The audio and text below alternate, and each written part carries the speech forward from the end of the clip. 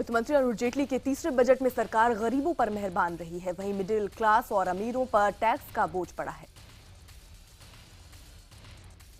इस बजट में जेटली ने छोटे करदाताओं को राहत देते हुए 5 लाख तक के आय वालों को 3,000 रुपए का फायदा दिया है। वहीं एचआरए को 24,000 से बढ़ाकर 60,000 रुपए कर दिया है।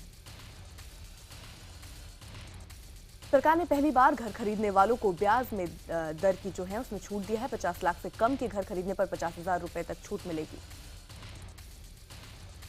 आम बजट में 1 करोड़ से ज्यादा आय वालों पर 3% सरचार्ज बढ़ा दिया गया है। अब अमीरों को 12% की जगह 15% सरचार्ज देने होंगे। वित्त मंत्री अरुण जेटली ने इस बार भी आयकर स्लैब में कोई बदलाव नहीं किया। अब भी 2.5 से 5 लाख तक की इनकम वालों को 10% टैक्स देने होंगे। 2016-17 में भी 5 से 10 लाख तक के इनकम वालों को 20% और 10 लाख से ज्यादा कमाने वालों को 30% टैक्स देने होंगे। बजट में सरकार ने ऐलान किया कि कारपोरेट टैक्स की छूट धीरे धीरे खत्म की जाएगी। वहीं सरकार ने सर्विस टैक्स 14.5% से बढ़ाकर 15% कर दिया। इस बार के बजट के बाद बैटरी वाली कारों को छोड़कर सभी कारें महंगी हो जाएंगी। सरकार ने 10 लाख से महंगी गाड़ियों पर 4% टैक्स बढ़ा दिया है। छोटी गाड़ियों पर भी 1% सेस लगाया गया है।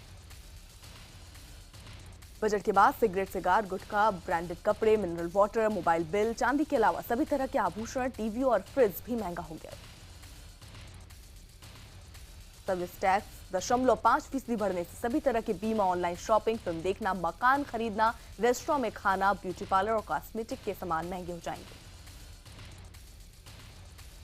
बजट में जूते, चप्पल और सौर ऊर्जा से चलने वाले लैंप, डायलिसिस में काम आने वाले उपकरण, इंटरनेट राउटर, मॉडेम और सेट टॉप बॉक्स सस्ते हुए हैं। इनके अलावा सीसीटीवी कैमरे, डिजिटल वीडियो रिकॉर्डर, 60 वर्ग मीटर से कम आकार के मकान, माइक्रोवेव ओवन, सैनिटरी पैड भी सस्ते हुए।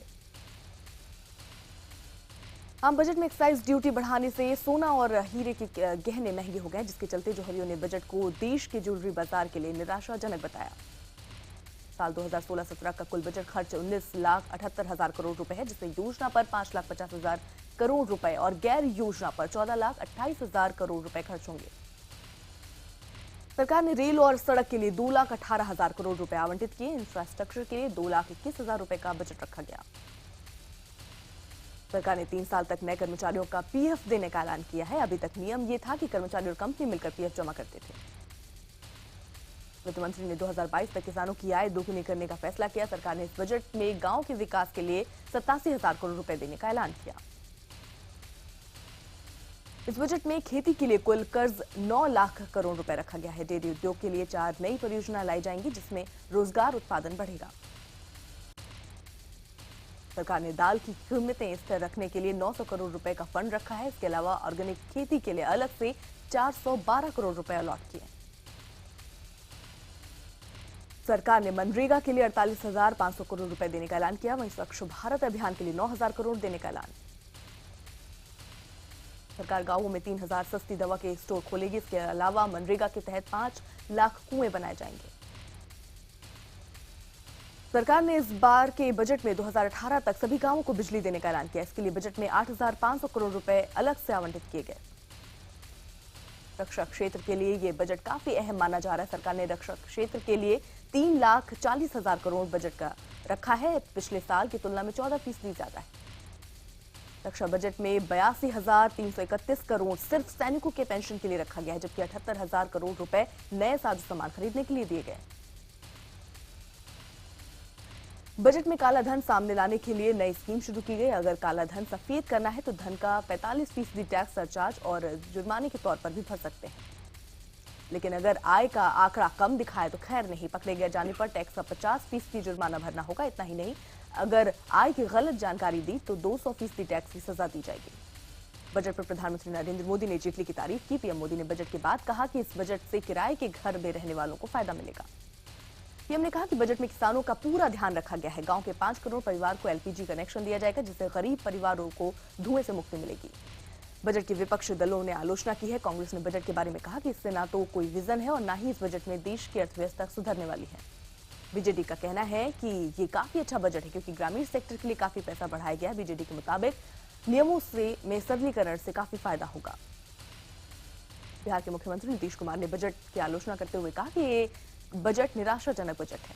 वहीं लालू यादव ने भी कहा कि ये धोखा है। फाइनेंस कंपनी डीएचएफएल के सीईओ हर्षल मेहता ने आम बजट की तारीफ करते हुए कहा कि ये ग्रामीण इलाकों को ध्यान में रखकर बनाया गया है और इस बजट से हाउसिंग सेक्टर को भी फायदा मिलेगा। जानकारों का कहना है कि इस बजट के जरिए सरकार ने अपना समाजवादी चेहरा पेश किया है। गांवों पर ध्यान देकर सरकार ने साफ कर दिया कि ये खेत खलियान और किसानों का बजट है। वित्त मंत्रालय की वेबसाइट में बजट को दिलचस्प अंदाज में दिखाया गया है। हर तरह के इंसान के लिए, हर उम्र के इंसान के लिए, हर क्षेत्र के लिए इस बजट में क्या है, ये साइट पर दिखाया गया है। बजट में अलग अलग किरदारों के नाम सामने रखकर जानकारी दी गई है। 52 साल के किसान खेमलाल कुशवाहा, 18 साल का मजदूर मोहन, 36 साल का कारोबारी अडवान और 23 साल की छात्रा सुष्मिता के जरिए बजट के बारे में बताया गया। प्रधानमंत्री मोदी आज सुबह 9:30 बजे एनडीए सांसदों को संबोधित करेंगे। बैठक में प्रधानमंत्री रेल और आम बजट की विशेषताओं के बारे में सांसदों को जानकारी देंगे। इस बैठक में मोदी सरकार की उपलब्धियों पर एक प्रेजेंटेशन पेश किया जाएगा। बैठक में जेएनयू की घटना पर भी सांसदों को एक बुकलेट दी जाएगी। आगरा में दिए केंद्रीय राज्य मंत्री रामशंकर कठेरिया के विवादित बयान से हंगामा मच गया है। दरअसल कठेरिया ने वीएचपी कार्यकर्ता को शोक सभा में कहा था कि हमें खुद को ताकतवर बनाना होगा और उनके खिलाफ जंग छेड़नी होगी। कठेरिया के बयान पर आगरा से बीजेपी विधायक जगन प्रसाद गर्ग ने सफाई दी। उन्होंने कहा मीडिया में उनके बयान को गलत तरीके से छापा गया। 5 दिन के दौरे पर पंजाब पहुंचे दिल्ली के मुख्यमंत्री केजरीवाल का लुधियाना के फिरोजपुर में जमकर विरोध हुआ। इस दौरान प्रदर्शनकारियों ने केजरीवाल को काले झंडे दिखाए और सिख विरोधी बताया। जब अरविंद केजरीवाल लोगों को संबोधित कर रहे थे, इसी दौरान कुछ प्रदर्शनकारियों ने उनकी कार में तोड़फोड़ भी की। केजरीवाल उसी टूटी हुई कार में अपने अगले पड़ाव के लिए रवाना हो गए। आंध्र प्रदेश के गुंटूर जिले के तेनाली नगर पालिका की बैठक के दौरान उस वक्त हंगामा हो गया जब 2 पार्षद आपस में भिड़ गए। दोनों पार्षदों के बीच पहले खूब गाली गलौज हुई, जिसके बाद नौबत हाथापाई तक पहुंच गई। हंगामा करने वाले दोनों पार्षद तेलुगु देशम पार्टी के थे। 2016-17 के आम बजट के तुरंत बाद जनता के लिए थोड़ी राहत की खबर है। पेट्रोल 3 रुपए 2 पैसे सस्ता कर दिया गया है। हालांकि डीजल के दाम बढ़ा दिए गए हैं। डीजल के दाम 1 रुपए 47 पैसे की बढ़ोतरी की गई है। नई दरें आधी रात से लागू हो चुकी हैं। जेएनयू में नारेबाजी को लेकर 12 फरवरी को देशद्रोह के आरोप में गिरफ्तार किए गए कन्हैया कुमार को जमानत अर्जी पर सुनवाई पूरी हो गई है। कोर्ट ने 2 मार्च तक जमानत पर फैसला सुरक्षित रखा है। आपको बता दें कि दिल्ली पुलिस ने कन्हैया के नारे लगाने का कोई भी वीडियो कोर्ट को नहीं दिया, लेकिन कोर्ट को बताया कि कन्हैया के नारे लगाने का गवाह मौजूद है। दिल्ली के जवाहरलाल नेहरू विश्वविद्यालय के छात्र उमर खालिद और अरविंद भट्टाचार्य की पुलिस हिरासत 1 दिन के लिए बढ़ा दी गई है। दोनों पर भारत विरोधी नारे लगाने के आरोप है। आलोक कुमार वर्मा दिल्ली के नए पुलिस कमिश्नर बनाए गए हैं। आलोक वर्मा इससे पहले तिहाड़ जेल के महानिदेशक थे। दिल्ली के पुलिस कमिश्नर बीएस बस्सी अपने पद से रिटायर हो गए हैं। सोमवार को उनकी नौकरी का आखिरी दिन था। इस मौके पर पुलिस अफसरों ने उनको फेयरवेल दिया।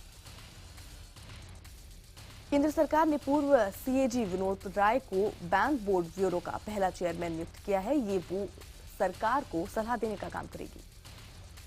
विनोद राय की नियुक्ति पर विपक्ष ने केंद्र को आड़े हाथों लिया। कांग्रेस का कहना है कि विनोद राय ने राजनीतिक फायदे के लिए 2G खेल खेला था और सरकार ने उनको फायदा भी पहुंचाया था। दिल्ली हाईकोर्ट ने कॉल ड्रॉप मुआवजे को सही बताया। हाईकोर्ट ने आदेश दिया है कि कॉल ड्रॉप पर मोबाइल कंपनियों को मुआवजा देना होगा।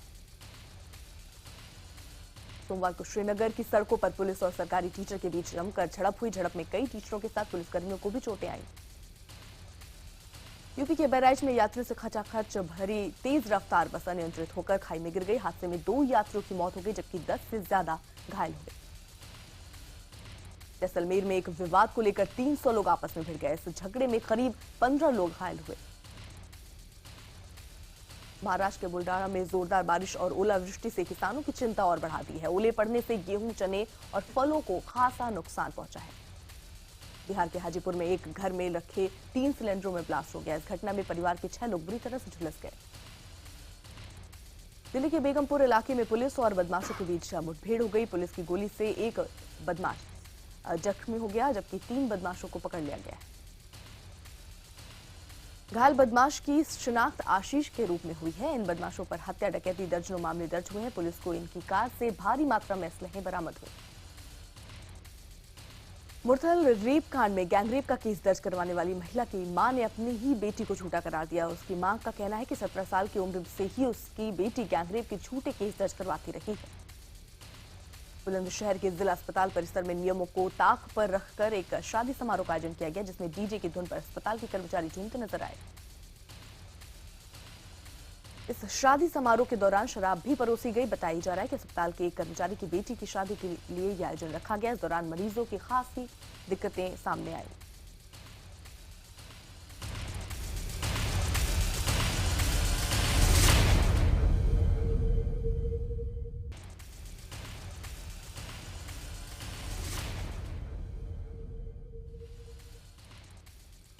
यूपी के झांसी में शादी समारोह में चोरी का सीसीटीवी फुटेज सामने आया। सीसीटीवी तस्वीरों में साफ दिख रहा है कि कैसे दो शातिर चोर शादी समारोह के बीच से रुपए से भरा बैग चोरी करके ले गए।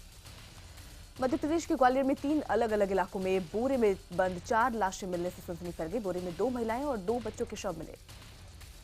मध्य प्रदेश के खरगोन में पुलिस ने चोरों के गिरोह को पकड़ा। ये गैंग यूपी, गुजरात, राजस्थान में चोरी करता था। छत्तीसगढ़ के डोंगरगढ़ इलाके में 1000 फीट की ऊंचाई से रोपवे ट्रॉली गिर गई। इस हादसे में 4 लोग घायल हो गए। बिहार के कटिहार में अपनी प्रेमिका से मिलने पहुंचे शख्स की गांव वालों ने बुरी तरह से पिटाई कर दी। फेसबुक पर जान पहचान होने के बाद लड़का पश्चिम बंगाल के रायगंज से कटिहार आया था। कोलकाता के मध्य संग्राम की रहने वाली सतपूर्णा मुखर्जी को नासा ने इंटर्नशिप पर रखने का फैसला लिया है। 18 वर्षीय सतपूर्णा की अंतरिक्षीय से जुड़ी एक थ्योरी से नासा प्रभावित हुआ। अमरनाथ यात्रा के लिए पंजीकरण शुरू हो गया है। यात्रा के लिए पीएनबी, जेएनके और येस बैंक की 432 शाखाओं के लोग अपना पंजीकरण करवा सकते हैं। पिलानी में अपनी शादी से एक दिन पहले एक दुल्हन घोड़ी पर बैठकर शहर में निकली। लड़का लड़की की बराबरी साबित करने के लिए दुल्हन ने ये कदम उठाया। दिल्ली में बीजेपी अध्यक्ष अमित शाह के निवास स्थान 11 अकबर रोड पर ऐश्वर्या राय और रणदीप हुड्डा की फिल्म सरबजीत का पोस्टर लॉन्च किया गया। इस मौके पर ट्रांसपोर्ट मिनिस्टर नितिन गडकरी भी मौजूद थे। शाहरुख खान की आने वाली फिल्म फैन का नया ट्रेलर लॉन्च किया गया। इस ट्रेलर को देखने के बाद फिल्म की कहानी साफ हो जाती है। इसमें एक सुपरस्टार और उसके फैन के बीच दुश्मनी दिखाई गई। नेटवर्क 18 ग्रुप के चैनल हिस्ट्री 18 पर जल्द ही टीवी अभिनेता कृष्णा नजर आएंगे। एक शो होस्ट करते हुए शो का थीम भारत की विविधता पर होगा। शो का नाम दिया गया है ओ माय गॉड ये मेरा इंडिया। सोनम कपूर की फिल्म नीरजा बॉक्स ऑफिस पर धमाल मचा रही है। पिछले 10 दिनों में ये फिल्म 50 करोड़ रुपए कमा चुकी है। फिल्म रेवेनेंट के लिए लियोनार्डो डिकैप्रियो को बेस्ट एक्टर का अवार्ड दिया गया है। लियोनार्डो को 4 बार ऑस्कर में नॉमिनेट किया गया, लेकिन पहली बार उन्हें ऑस्कर मिला। रिलास को बेस्ट एक्ट्रेस के अवार्ड से नवाजा गया। उन्हें ये अवार्ड फिल्म रूम में बेहतरीन एक्टिंग के लिए दिया गया। माइकल किटन की फिल्म स्पॉटलाइट को बेस्ट फिल्म का ऑस्कर अवार्ड दिया गया। फिल्म चाइल्ड मॉलिशन की तहकीकात पर आधारित है। ऑस्कर में बॉलीवुड एक्ट्रेस प्रियंका चोपड़ा प्रेजेंटेशन के रूप में नजर आई। उन्होंने फिल्म में मैड मैक्स को बेस्ट एडिटिंग का अवार्ड दिया गया। समारोह खत्म होने के बाद Priyanka Chopra Oscar after party में भी नजर आई। वहां पर प्रियंका ने नमस्ते कर लोगों को अभिवादित किया। भारतीय मूल के फिल्म मेकर आसिफ कपाड़िया को फिल्म एमी के लिए बेस्ट डॉक्यूमेंट्री का ऑस्कर दिया गया। ये डॉक्यूमेंट्री गायिका एमी वाइन हाउस पर बनी थी, जिनका 27 साल की उम्र में ड्रग्स और शराब की वजह से निधन हो गया था। रूस की राजधानी मॉस्को में बच्चे का सिर काट कर ले जा रही एक महिला को पुलिस ने गिरफ्तार किया। पुलिस के पकड़ते ही महिला चिल्लाने लगी कि मैं आतंकवादी हूं और अपने आप को उड़ाने की धमकी देने लगी। इराक में अमेरिका दूतावास ने चेतावनी देते हुए बताया है कि टिग्रिस नदी पर बना बांध किसी भी वक्त ढह सकता है। खतरे को देखते हुए लोगों को दूर रहने की नसीहत दी गई। अमेरिका के मेडिसन में एक अनजान शख्स ने हाई स्कूल में घुसकर अचानक फायरिंग शुरू कर दी। इस फायरिंग में 4 बच्चे घायल हो गए। जेनोवा में कल से चल रहे इंटरनेशनल मोटर शो में इस बार 10,000 से ज्यादा पत्रकारों और 5 लाख से भी अधिक लोगों के आने की उम्मीद है। T20 एशिया कप में आज भारत का मुकाबला श्रीलंका से होगा। अब तक इस टूर्नामेंट में भारत ने 2 मुकाबले खेले हैं और दोनों में जीत दर्ज की। अगर भारत आज का मैच जीत लेता है तो वो एशिया कप में फाइनल में पहुंच जाएगा। उधर फाइनल की दौड़ में बने रहने के लिए श्रीलंका को ये मुकाबला हर हाल में जीतना होगा। सोमवार को खेले गए एशिया कप T20 के मैच में पाकिस्तान ने यूएई को 7 विकेट से हरा दिया। पाकिस्तान की खतरनाक बॉलिंग के सामने यूएई की पूरी टीम सिर्फ 129 रन ही बना सकी। शोएब मलिक और उमर अकमल ने शानदार बल्लेबाजी की और पाकिस्तान को मैच जितवा दिया। ऑस्ट्रेलियाई कप्तान स्टीवन स्मिथ ने टी20 वर्ल्ड कप के लिए भारतीय टीम को मुश्किल चुनौती बताया है।